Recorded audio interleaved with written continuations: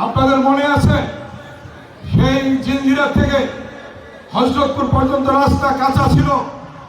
91 সালের পরে বিএনপি খালেদা জিয়া এই রাস্তা পাকা করেছে, মনে আছে আপনাদের? ভিক্ষুকের মতো বিভিন্ন জায়গা থেকে অনুদান নিয়ে এবং আমরা সরকার থেকে অনুদান দিয়ে এই কলাতিয়া ডিগ্রি কলেজ আমরা প্রতিষ্ঠা করেছিলাম, আপনাদের মনে আছে? আপনারা এই প্রিয় ছাত্রছাত্রীরা জানে না কিভাবে কলেজ প্রতিষ্ঠা হয়েছে, যারা ছোট তারা জানে না কিভাবে কলেজ প্রতিষ্ঠা হয়েছে। এই কলেজ প্রতিষ্ঠা করেছিলাম সেদিন আমরা কলাতিয়া থেকে রুইপুর গাড়ি নিয়ে যেতে পারতাম না, মিঠাপুর ভাঙ্গা কাঠের বলছিল, আকসাইল ভাঙ্গা কাঠের বলছিল।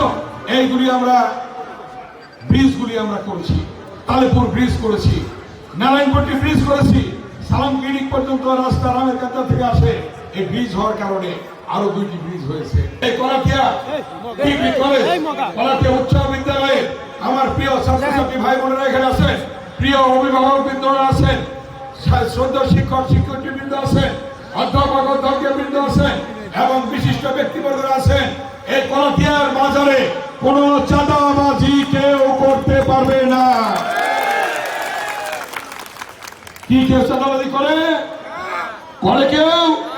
কাউকে করতে দেবেন না চাঁদাবাজি। কারো দোকান কেউ দখল করতে পারবে না। করে কেউ? করে না। আপনাদের এই কলাতিয়া বাজারে কেউ মদ খায়? মদ, গাঁজা, হিরোইন, ফেন্সিডিল কেউ খায় কিনা বলেন আপনারা? যদি খায় তাকে ধরে পুলিশের হাতে তুলে দেবেন, মনে থাকবে কথাটা? কারণ বিএনপি ভালো মানুষের দল, বিএনপি ভালো মানুষের বিএনপি করে।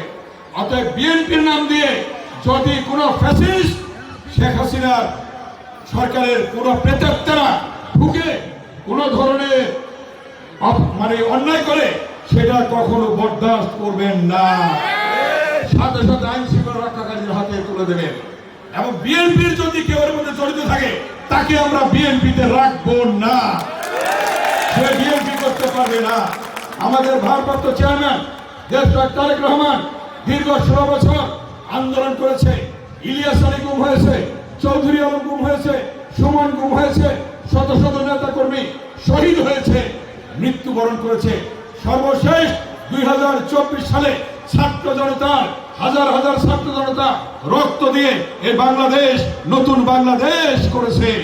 আমাদের এই এলাকার সন্তান রিয়াজ শহীদ হয়েছে, সাইদ রংপুরের শহীদ হয়েছে, চট্টগ্রামের ওয়াসিম শহীদ হয়েছে।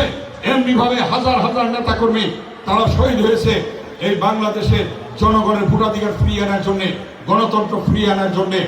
আপনাদের মনে আছে 2 দিন আগেও বলেছিল যে শেখ মুজিবের মেয়ে পালায় না, 2 দিন আগেও বলেছিল আওয়ামী লীগ পালায় না। 2 দিন পরেই দেখলেন তারা পালিয়ে যেতে বাধ্য হয়েছে। কেন পালিয়ে যেতে বাধ্য হয়েছে? জনগণের উপর অন্যায় করেছে, অত্যাচার করেছে, জুলুম করেছে, যার জন্য পালিয়ে যেতে বাধ্য হয়েছে। তাই আজকে যে নতুন বাংলাদেশ সৃষ্টি হয়েছে ছাত্র জনতার রক্তের বিনিময়ে, এই নতুন বাংলাদেশ আমাদের গড়ে তুলতে হবে।